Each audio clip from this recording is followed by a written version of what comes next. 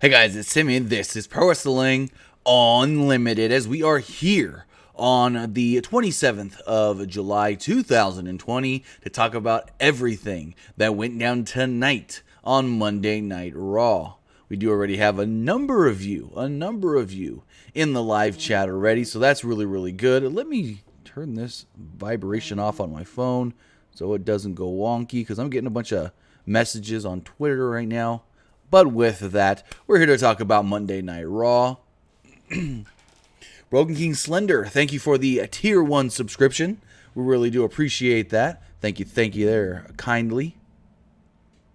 Remember, guys, if you want to support us here on Twitch, twitch.tv/PWUnlimited, you can do so just like Broken King Slender and others have by becoming a subscriber. Join the club, become a subscriber, and you could do so absolutely free, no extra charge to you if you already have Amazon Prime. If you have Amazon Prime, well, then you have Twitch Prime. And if you have Twitch Prime, then you get one free subscription to any Twitch streamer that you want to support throughout the month. And I would greatly appreciate it if you supported us here at Pro Wrestling Unlimited right here on Twitch. Also, if you want to support us, but you don't want to subscribe, you want to do like a one-time thing, you can donate some bits. That's really appreciated as well. Any way you guys can help us, we greatly appreciate it. And we tell you guys all the time, we couldn't do this if it wasn't for you guys showing us the support, the love, and the giving us the motivation to want to keep going. Because the more you guys support us, the more motivation we have to keep on going. Looking at the chat here for a second. Awesome Gamer, we actually posted a video about that, about Summerslam and everything, about, I want to say, 20 minutes ago. Talking about all of that. I had heard it throughout the day. I was getting information about it as well from a source. So that's why my video came out so late, even though all that news broke like 8 hours ago. But I was hearing things from a source, so I wanted to see if that source gave me anything new, which they really didn't give me anything new that had already been reported earlier by Mike Johnson of PW Insider and Brian Alvarez on Wrestling Observer Live. So I just said, okay, we got nothing new. He's here, or my source has got the same info that they have, so we'll just go from there. But with that, if you guys didn't hear the news, WWE is considering two possibilities for SummerSlam. We'll just say it right now. They're either considering maybe doing it on a beach, like I suggested a few weeks back when I was talking about SummerSlam, or even renting a cruise ship, just floating that ship out a little ways out to sea, getting a good little scenery shot of the ocean, and filming SummerSlam on a cruise ship, and just having their normal fans, I guess you could say, there in attendance. I don't know if they would bring any other fans that are not Performance Center trainees in, but we'll see how it goes. WWE hasn't confirmed anything. And the only thing I heard today that wasn't reported was that the cruise ship thing the idea has been tossed around. But as of this weekend, no one has actually contacted a cruise line and say, hey, what's it going to take for us to rent out one of your ships for a day to film? And they don't even have to do it live. They could film it all in advance if they really wanted to. I know they like the pay-per-views to be live, but something like this, if they're doing it on a cruise ship, you don't got to do it live. I mean, if you don't tell us it's pre-recorded, which we'll find out anyways, though, but if you don't tell us it's pre-recorded, we're not going to know the difference anyway, so we'll see how it all just go. Awesome says, do you have any update on Darby? Why would I need an update? Oh, I get what you're saying, the concussion thing. They're still promoting the match, so I assume he's fine. If they're promoting the match. Broken King Slender says, either way, the outdoor idea is interesting. So Vince basically says, I don't want SummerSlam to be like any other PC show. He says, SummerSlam is a big deal show for us, and let's make it look like a big deal show. Let's make it look different than what we've been doing here at the Performance Center in Full Sail. That's basically what am I saying? That's basically Vince's mentality right now. Let's make this show, SummerSlam, look different and feel like a big deal show.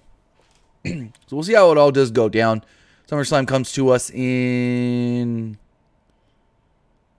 right around 5 weeks, maybe. Let me do the math. 1, 2, 3, 4, 5 weeks from yesterday is SummerSlam, August 23rd.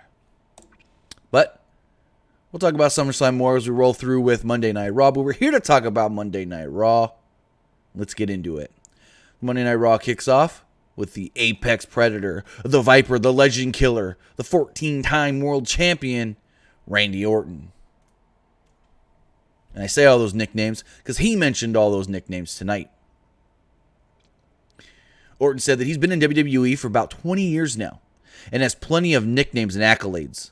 He also mentioned the iconic teams that he's been involved in, including stating Legacy, which is an interesting one. But he said Legacy, Evolution, The Authority, and I think he named one other. Oh, my glasses. Can't even see. He named one more as well, I think. But I know he said Legacy, I know he said The Authority, and I know he said Evolution. He then said that he's one of the greatest of the last 20 years, and there's even some that people consider the greats that can't hold a candle to him, like The Rock and Stone Cold Steve Austin. He said their careers don't measure up to his statistics-wise, which I guess stats-wise, I'm going to look something up. Stats-wise, no. Randy Orton. I'm going to look something up, guys. Actually, I'm going to look it up with y'all.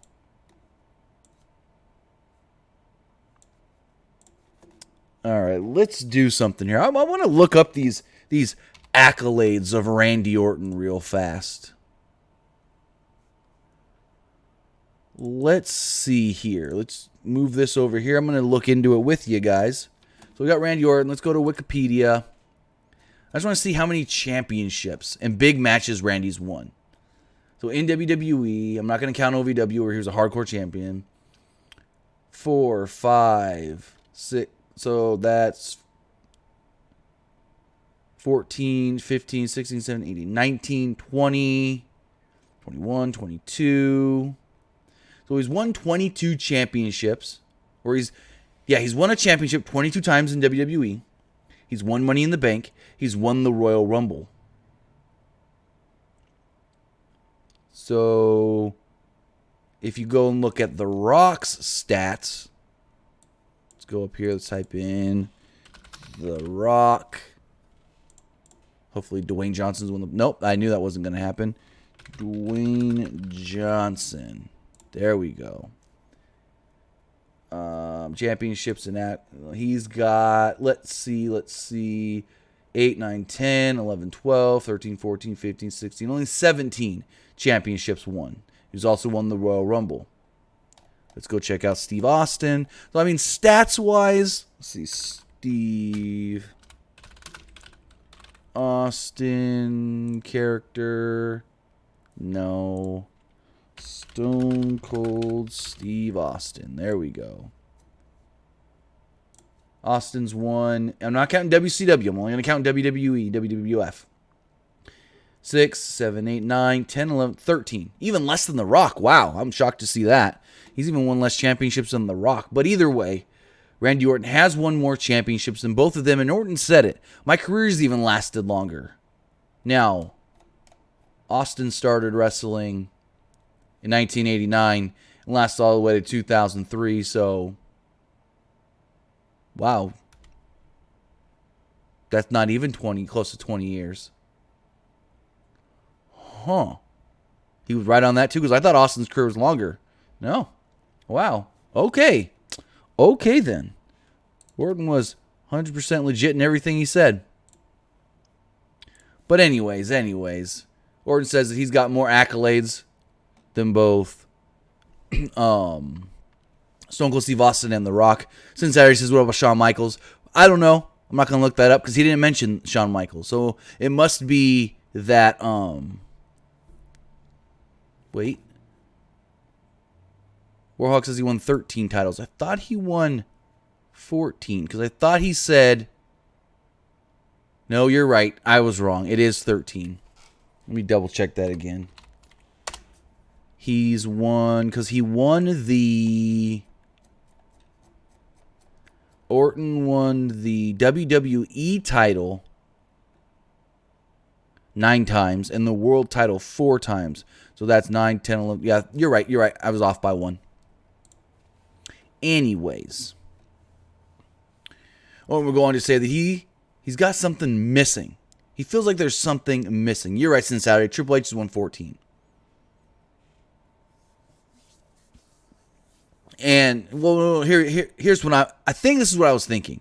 If he beats Drew at SummerSlam, then he'll have 14. Because he said 13 tonight, so I added the 1. I got all confused with my numbers. The dyslexia kicking in. Anyways. Said he woke up this morning and realized, well, there's something missing. He needs something. He wants something. The WWE Championship. He needs it again.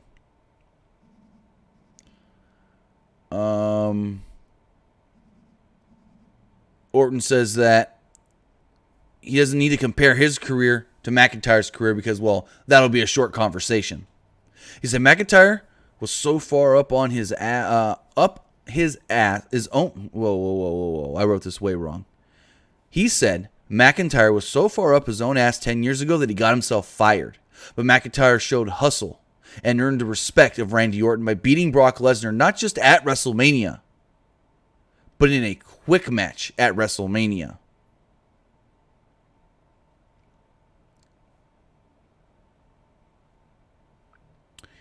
So going forward, Orton said that McIntyre has a problem now. He said, quote, "You have what I want."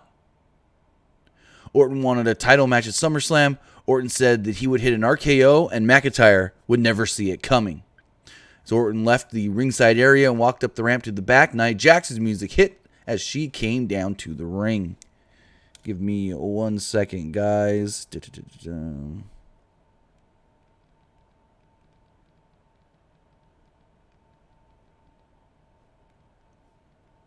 All right. So Naya comes down. And they were like, Naya gives Orton the side eye and they go, ooh, a little tension there from last year's Royal Rumble matchup. So she comes out and she goes, you know, Randy, just like you, I felt like there was something missing with me today. I need a championship. I want the Raw Women's title. She says she was screwed in her last match by a wonky referee. And then Charlotte Flair stepped in and got in front of her. And, well, we haven't seen Charlotte Flair since she took care of her. Out would then come Shayna Baszler. Baszler got in Jax's face and said nobody gives a damn about what she wanted. Jax attacked her and they brawled until referees separated the two. Go to commercial break. When we come back, well, the tag team champions, the Raw tag team champions, are in the ring. They're introducing the 3 teams for the upcoming tag team match because, well, the winning team will challenge them at SummerSlam. They introduced the Viking Raiders as guys who could have helped Thor defeat Thanos. They introduced Cedric Alexander and Ricochet as Flyboys. Not their nickname, though. That's not what they call them. That's what the Street Profits call them. And then out would come Garza and Andrade, and I think it was no, not Montez Ford, but Angelo Dawkins was like, now we got 2 more guys, and Angel Garza. I don't think Charlie Caruso wants you anymore. She wants more of that Ivar. And so anybody else a little kind of had enough of every other word that why does his name keeps just flipping out of my head? Angelo Dawkins. Every other word he says is fam. You know fam. Talk about that Angelo Dawkins fam. Talk about Angel Garza fam and she likes Ivar more fam. I'm a little over the fam thing. It's like every 4th, 5th word. We're the Raw Tag Team Champions, fam. We're going to defend our titles at SummerSlam, fam. Me and Ford out here going to get that smoke, fam. I'm like, really? Really? Really? So we got this match. Kind of a short match. I was shocked how short it went for it being a triple threat match. Andrade and Garza attacked each of the other teams as the match began. Ricochet and Andrade worked together against Ivar at one point. They got in an argument, but Andrade tried to reason with Ricochet. Ricochet believed him, and then, Andrade attacked him from behind. Garza super kicked Ivar, and Eric took Garza out with a suplex and a double knee strike. Andrade and Garza were suddenly in complete control over both teams following a commercial break. Don't know what happened during the break, but all of a sudden, they're just in control. Ricochet made a comeback on Garza and hit a standing shooting star press. Only got a 2 off of it. Everyone traded moves, leading to Eric hitting Andrade with double knees. Eric went for a dive, but Garza cut him off with a kick. Ivar took out Alexander, Ricochet, and his teammate Eric with just a crazy flip over the top to the outside. Garza then managed to avoid it, and he grabbed Alexander, and gave him the wing clipper in the middle of the ring to pick up the victory and earn the title shot. This makes no goddamn sense. So, last week, Andrade and Angel Garza lose to the tag team champions. So you would think, they lost to the tag champs. They got to earn their way back up. They got to earn their way up to even a number one contendership. They don't just automatically get a number one contender. Nope. They get put in this tag title number one contender match, and they win it. Who is going to care to see Angel Garza and Andrade against the Street Profits after last week the Street Profits beat them clean? No bullshit. No, they were distracted because Angel and Andrade were arguing again. None of that. None of that. Completely clean victory by the tag team champions last week. And then what happens? Well, those goobs are getting a championship match at the pay-per-view. It makes absolutely no damn sense. Why couldn't you have had Ricochet? Like, here's what they should have done. Last week, they should have just done a really super fun match with the tag champs against Ricochet and Cedric Alexander. And then this week, you get Andrade and Angel Garza winning the number one contendership. And then you go on to SummerSlam where you go, Andrade and Garza, they got a shot. Which is WWE, they may still have a shot at winning. But to the casual fan, to the normal fan, they ain't going to think that. They're going to think, these two guys are just going to lose again to the champs. Whatever. I don't care. So, Street Profits applauded the winners. Andrade and Garza then attacked them and then ran away before the Street Profits could retaliate. In the back, Jack spoke with referee John Cone. John Cone was that shady ref from that last match that she had. We then had Nia Jax versus Shayna Baszler. The match goes like 44 seconds before it just breaks down and doesn't even actually happen. I think maybe it was a double count out. I'm not 100% sure.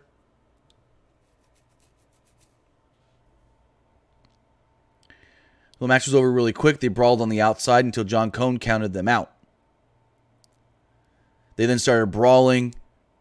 Security came down. Both women beat down the security. Referees finally managed to hold Shayna Baszler back as Naya got back into the ring. And that was it.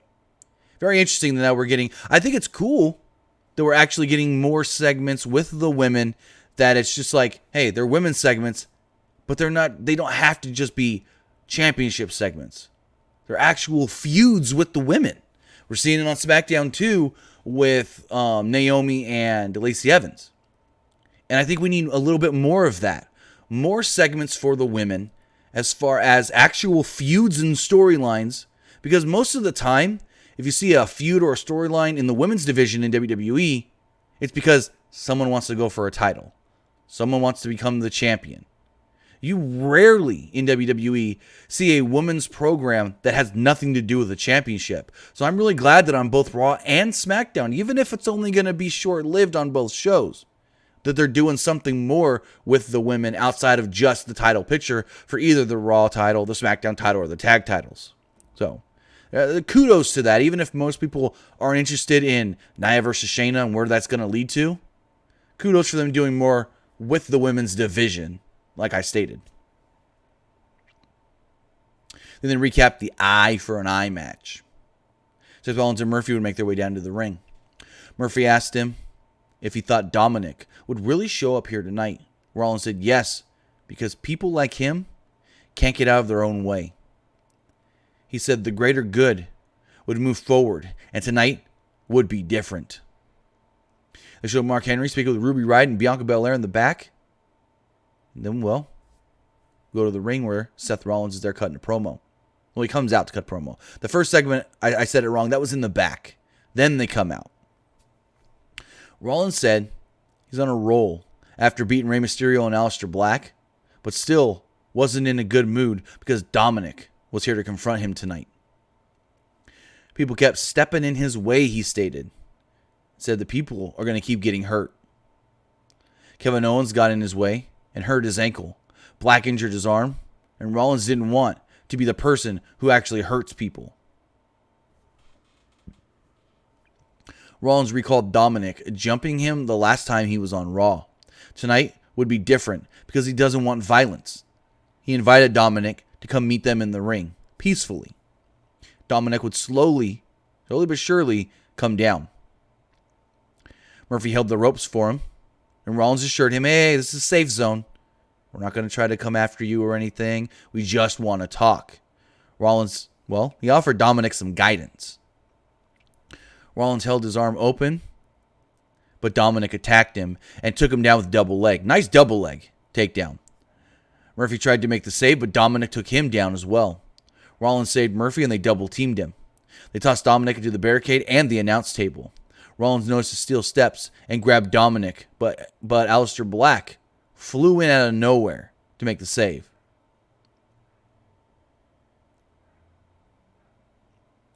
The numbers were too much, and they got a little out of hand. Rollins gave Black a curb stomp.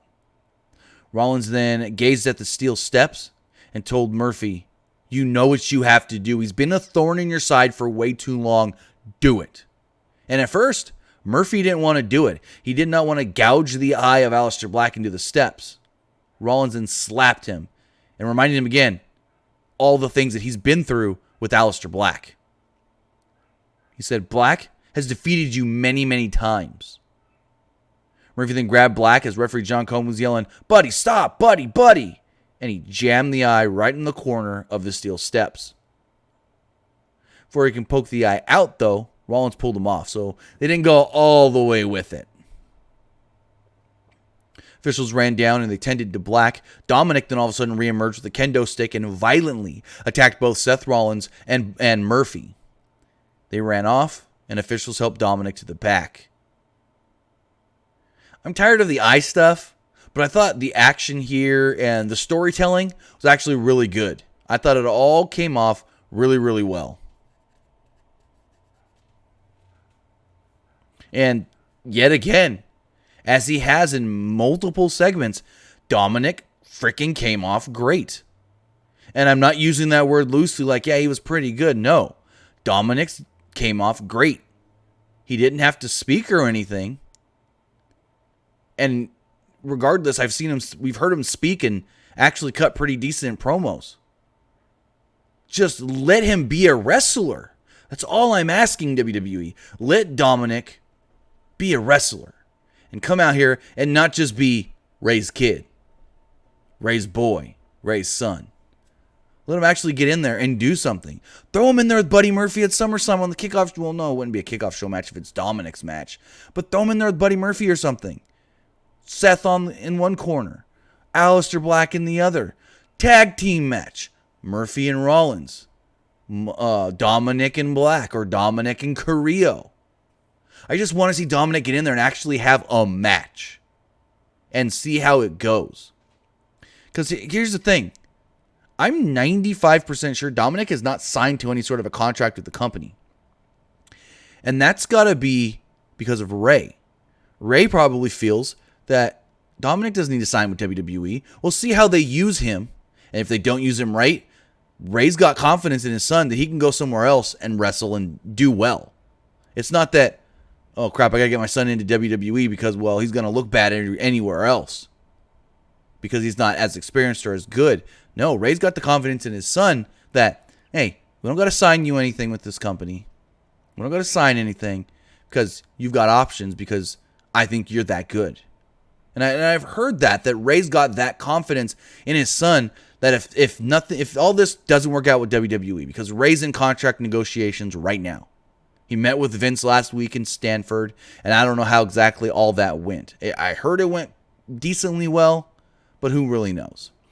But I think Ray's under the impression of, hey, if I don't resign, take Dominic, we're going to leave, go somewhere else, and Dominic's good enough that, well, maybe he can wrestle somewhere else and still look good. But I don't know. Like I said, I wanted to see Dominic get in there, not sneak attack people like we've seen, but have an actual match and see what he can do. We know he can moonsault. We know he can frog splash. We know he can hit people with kendo sticks and do a nice double leg takedown. Tie that all together and have a freaking match.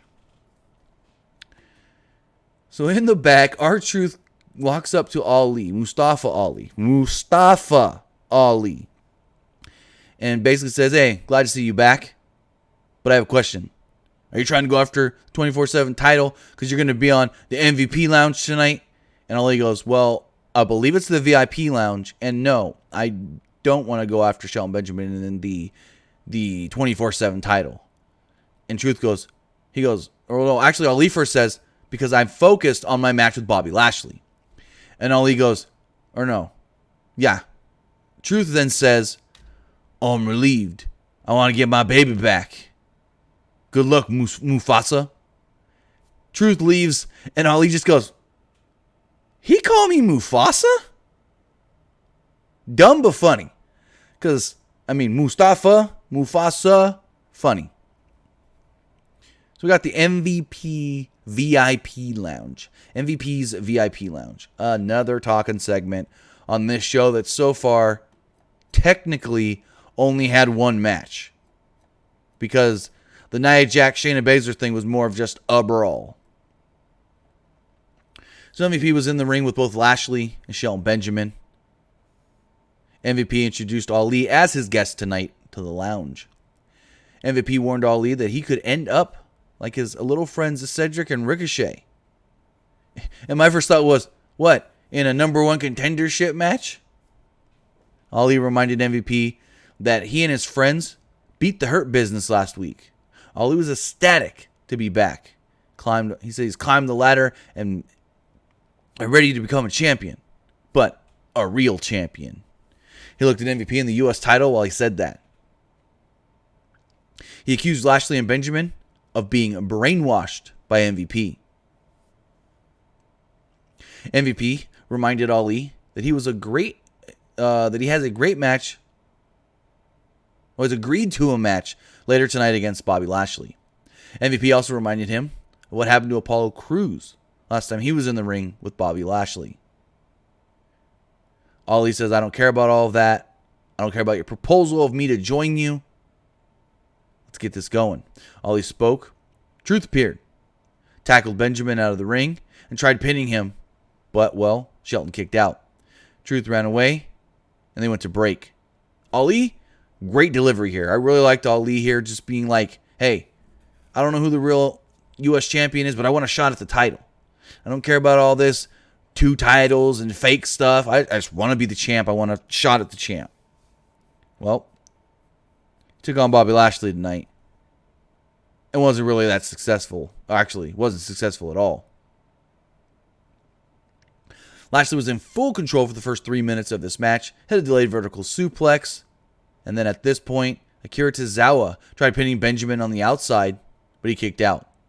Benjamin, MVP, and Lashley took out all the ninjas as they tried to attack.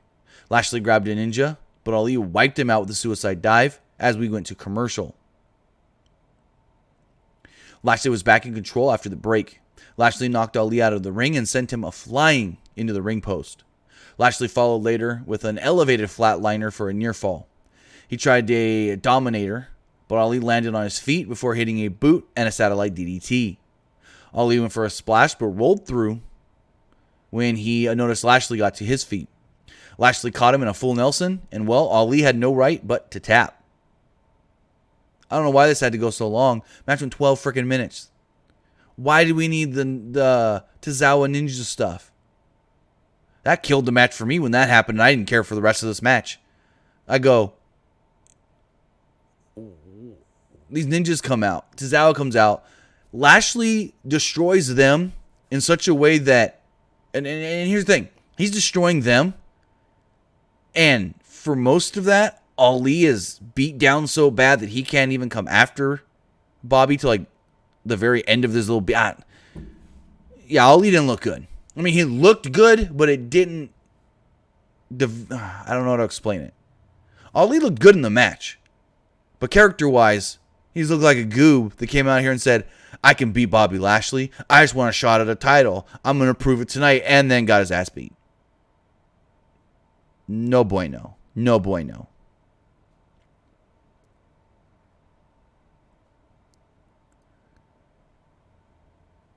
So, we'll see how that all does go. Remember, guys, if you want to be part of tonight's show, you can do so by texting in to 510-906-1341.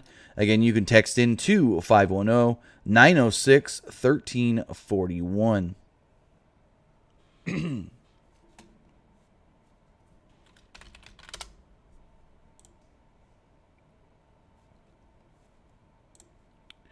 going forward, give me 1 second.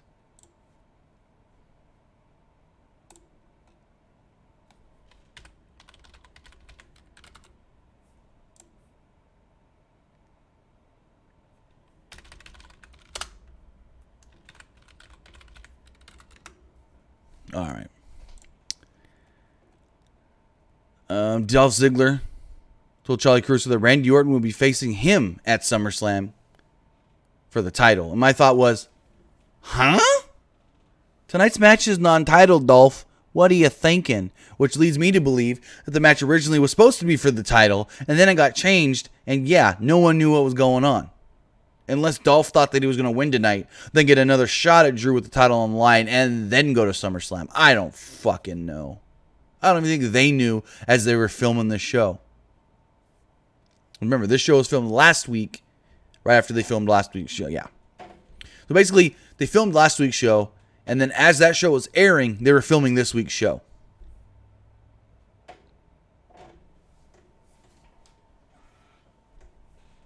So next up, we got Sasha Banks and Asuka. Don't even get me started on the finish of this match. I know what you guys are going to say when I talk about what I'm going to talk about. I know it's an actual finish. I know that it was in the stipulations that the title can change and whatever. But I thought it was dumb as hell. Just the stupidest fucking way for Sasha to win and Asuka to not look bad in defeat. Because that's what they do. They want to make someone not look bad in defeat. So stupid. So stupid. Sasha Banks calls out Stephanie McMahon. She says she's a bully who's jealous of her and all of her gold. And I go, oh, fuck. I don't want to see Stephanie wrestle. What is this bullshit with Stephanie and Sasha now? Stephanie and Sasha and Bayley. Because they were even playing it up on social media. Oh, is Stephanie McMahon jealous of the golden role models? I certainly hope that Stephanie, if she's involved in anything with Sasha and Bayley, it's that she's going to bring somebody in, like maybe Charlotte, as her representative. I don't know. But I do not want to see Stephanie wrestle. We'll see where this goes. Sasha and Bayley say that they run not only Raw, SmackDown, and NXT, but this whole damn company. Bayley said they run the show, and they stand up against injustice. What are they, the female shield? They said that they act the way they act because it needs to happen. She said an injustice was like what happened at Extreme Rules. Asuka blew the mist in the referee's eyes, and Bayley says, I was only doing the just thing, the right thing, by checking on the referee, seeing if he was okay. And when Sasha went for the pin, well, somebody had to be there to count the 1, 2, 3. She said Asuka is now the Empress of nothing, and will remain that when Sasha makes her tap out later tonight. Asuka and Sane would enter. Sane chased off Bayley, and we went to commercial break. Come back from commercial break, and the match starts. Asuka used some yes kicks early and a Shining Wizard to get an early 2 count. Asuka applied an armbar, but Banks got a rope break. Banks wrenched her leg in the ropes before hitting a backstabber for a 2. Banks targeted the leg and applied a single leg crab. Asuka kicked her right out of the ring, and this infuriated Banks. Banks said, "Give me my belts, I'm done, I'm leaving." And the ref goes, "Oh, no, you're not." And this was foreshadowing for how the match ends. He tells Sasha, "If you leave, I'm going to count you out, and Asuka's going to be the winner and the champ." He starts counting 1, and then... Why do my glasses keep getting smudged? I'm not even touching them. And then, well, Sasha thinks she's Eddie Guerrero. She's got both belts, the tag title, the Raw Women's title. She throws the tag title in the ring. The referee grabs it. She jumps in the ring with the other belt, about to hit Asuka with it, you would think. As the referee's turning around, she doesn't notice the ref's turning around. She thinks the ref still got his back to her. She throws the title to Asuka and then falls down, basically making it look like Asuka hit her with the belt. And the ref goes, "Well, what are you doing? I watched you throw the belt to Asuka and then fall down. What are you doing?" And Sasha's like, "No, she hit me. She hit me. That's why I'm hurt." And the ref's like, "No, I watched it. I'm the ref. I'm not falling for any of that."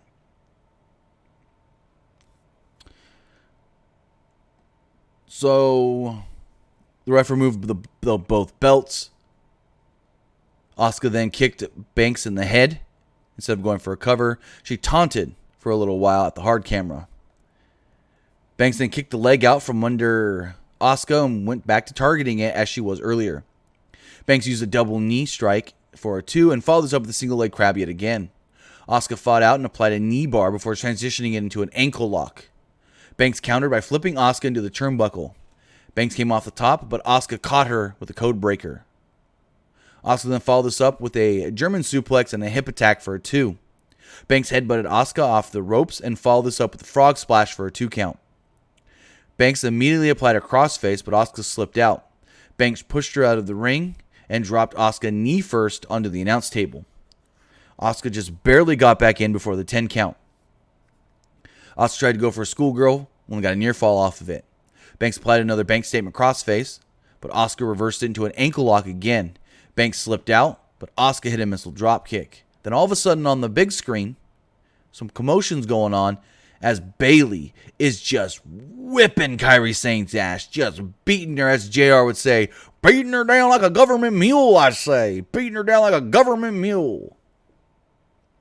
And she's just beating Kairi, throwing her into the big bay door over and over again. Asuka's contemplating leaving to go help Kairi, but she knows she's got to fight Sasha. So she hits Sasha with a move, and she looks up, Kairi, and then she goes back on Sasha. Look back, Kairi. Finally, Kairi starts yelling, Asuka! And Asuka's like, I don't know what to do. So she kicks Sasha, and Sasha's just knocked out, cold, laying there. And Asuka just runs away. She doesn't pin Sasha first, because Sasha's knocked the fuck out. No. She says, you're down. I can go now. Not thinking, ref's going to count me. So she runs off. Ref starts counting 8, 9. As he's counting 8, 9, 10, Sasha gets to her feet, and she's just like, huh? Referee gives her the belts. They declare Sasha Banks the winner, and she goes, oh, I won? What? So Asuka finally gets to Kairi. Bayley bails, comes down to the ring. Her and Sasha celebrate another fucked finish. And like I said, Sasha was so knocked out that Asuka could have quickly pinned her 1, 2, 3 and then helped Kairi. Ran to help Kairi. This was another great match, like phenomenal. This match may have been the action in the ring better than the Extreme Rules match between Asuka and Sasha. Like, I think this was better, and I loved that match at Extreme Rules, but it just killed it with that finish. A lame duck, nothing happening. I'm gonna just leave because, well, my friend needs me and I don't care about. Basically, does Asuka give a fuck about the belt? That's what I'm thinking here. Does Asuka care about the title? I get it. Kairi's her best friend. She wants to help Kairi. She doesn't want to see Kairi get hurt. But the title. Kairi's a big girl. Kairi knew what she got herself into when she became a professional wrestler. I just don't know. And we're probably going to get a fucking third match at SummerSlam. That instead of count out and DQs can change the belt. No count out, no DQ or something probably. I don't fucking know. So after the break, Charlie Caruso. Oh, weird. Charlie Caruso was at the trainer's room. She said Asuka and Kairi Sane are in there right now. Kairi Sane is being evaluated. She said, the finish of the match. Bayley goes, yeah, the finish of the match. My girl won. She's the champion. They kind of annoyingly celebrate for like 10 seconds before they leave. Asuka then comes out. And Charlie's just like, Asuka, can we get an update on Kairi? How was Kairi? And she just starts yelling in Japanese. Ah! I don't know what she said. If anybody can translate, let me know. Either here in the live chat, twitch.tv/PWUnlimited, or if you're watching later on YouTube, in the comments. I don't know what Asuka said, but it's probably like, I'm going to go whip Sasha and Bayley now. I don't know. Cincinnati says, Hulk smash. Basically. We then got a tribute video to one Regis Philbin, who passed away on Saturday at the age of 88. Next up, Murphy took on Humberto Carrillo. My question was, what the fuck was Humberto earlier when his boy Aleister Black almost got his eye ripped out when Dominic needed him? Well, Dominic really didn't need him. Dominic recovered well. But when Aleister needed him, I don't know. KT19 says maybe a triple threat at SummerSlam. With who? Sasha, Bayley, and Asuka? That ain't happening. Sasha and Bayley, they holding that till next year's Mania. They wanted to do it at SummerSlam, Sasha versus Bayley. Bruce Prichard said, these two are too good together. I don't want to split them up. Let's wait till next year's Mania. That's what I was told this morning.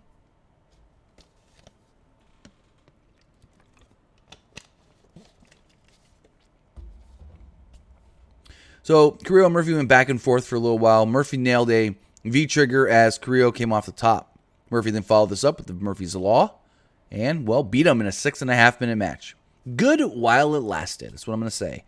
Good while it lasted. Great action between these two guys. Who's McIntyre speaking to Mark Henry in the back. He's flexing for Mark. I don't know why, but he's flexing for Mark. He's like, oh, look at my muscles there, pal. Look at my muscles. I know you got big muscles too, world's strongest man.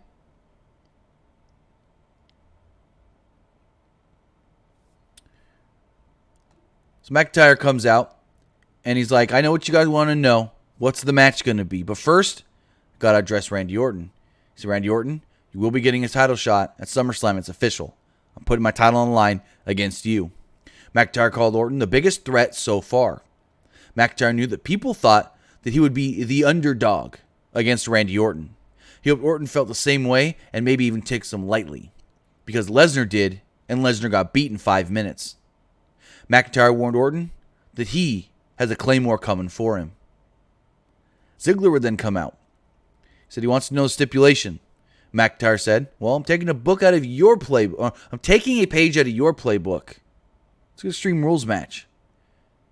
You can do anything you want. You can use anything you want. But here's the difference, Dolph. I can too. He slapped Ziggler, and we were on for a 14.5-minute match that I really liked. I really enjoyed this. There's a spot where McIntyre lawn darted Ziggler into the plexiglass early, which caused it to actually break. McIntyre would attack with a kendo stick, and even used it by putting it in Dolph's mouth, and then hit a side Russian leg sweep. McIntyre threw Ziggler around and hit him with a bunch of steel chair shots. McIntyre set up a table in the corner and hit Ziggler with a chair. Ziggler followed this up with a low blow, a legal move in an Extreme Rules match. And the audience booed, of course. Ziggler then used the kendo stick, also doing a reverse side, the side Russian leg sweep. McIntyre caught Ziggler off the apron before running and diving him through the barricade. Just ran as fast as he could with Dolph up here and just dove right through the timekeeper's area as it went to break. When we came back, Ziggler was still down from that barricade spot as McIntyre got to his feet. In the ring, McIntyre used a clothesline, belly-to-belly suplex, and a flying clothesline, but Ziggler countered the flying clothesline to an attempted DDT. Or no, he took the flying clothesline, then countered an attempted DDT into a famouser.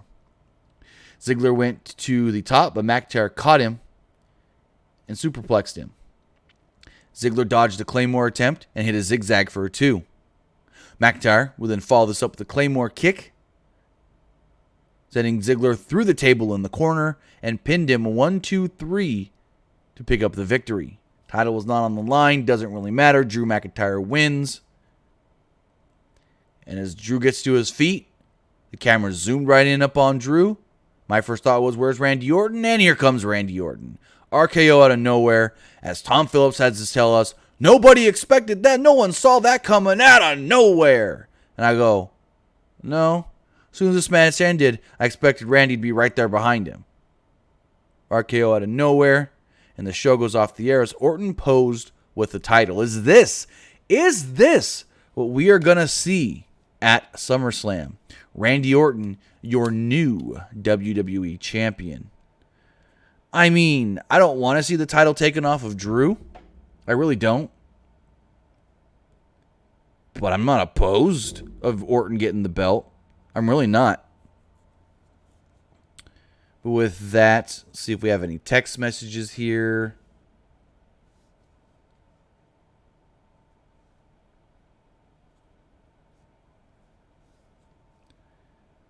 We got one text message here. Person says, if they do SummerSlam on a cruise ship, and the cruise ship is big enough, will they allow actual fans? Probably not. I mean, they could maybe bring in like people that they know that are close, like they tried to do before when the whole everything went to hell. But as far as just letting anybody, I don't see that happening. This text message here. This person says, WWE wants to do an outdoor show. I guess someone's been watching GCW. Yeah, all the GCW shows since they've been back are all been outdoor shows. The one they did this weekend was on a pier. Looked really cool. WWE could maybe do something like that. Remember, guys, if you want to be part of the show, you can do so by texting in to 510-906-1341. Again, that number is 510-906-1341. We do have one more text message here before we do wrap things up. This one here says, Asuka's going to get her revenge at SummerSlam and win back her Raw Women's Championship? Or do you think Asuka should do something different and after losing to Sasha at SummerSlam? Kind of a weird question, but I think this person is stating that they think Sasha versus Asuka at SummerSlam, Sasha retains, and then we get something different with Asuka. I don't know. I'd rather see Asuka win the belt from Sasha at SummerSlam or whenever that happens. Remember, SummerSlam's still 5 weeks away. Well, after next week's show, it'll be 4 weeks away. But we'll see how it all does go. That was the last text message that I do have. So with that, I do want to say thank you guys for joining me here tonight on twitch.tv/PWUnlimited to talk about Monday Night Raw. I want to thank everybody that has supported us here on Twitch, all the subs, all the bits, everything, all of you coming over. We're getting good numbers here on Twitch, better than I expected for just starting out here on Twitch. You guys have migrated over with us, and I really, really do appreciate that. Remember, you can follow us on all social medias. Follow us on YouTube, of course. If you missed any of this show, we'll be up there on YouTube within the next hour or so. You can follow us on Facebook, facebook.com/ProWrestlingULTD. You can follow us on Twitter at PWUnlimited, and follow us on Instagram at ProWrestlingUnlimited. You can also follow me on Twitter at TimmyBuddy, and follow me on Twitch, twitch.tv/TimmyBuddy. We'll be live again hopefully tomorrow with Nick. Nick's been pretty busy because his work's supposed to be closed, but then they call him into work, and I don't know what's going on with all of that. But I know for sure I'll be back on Wednesday to talk about NXT and AEW. So with that, guys, have a good night, and I'll see you next time.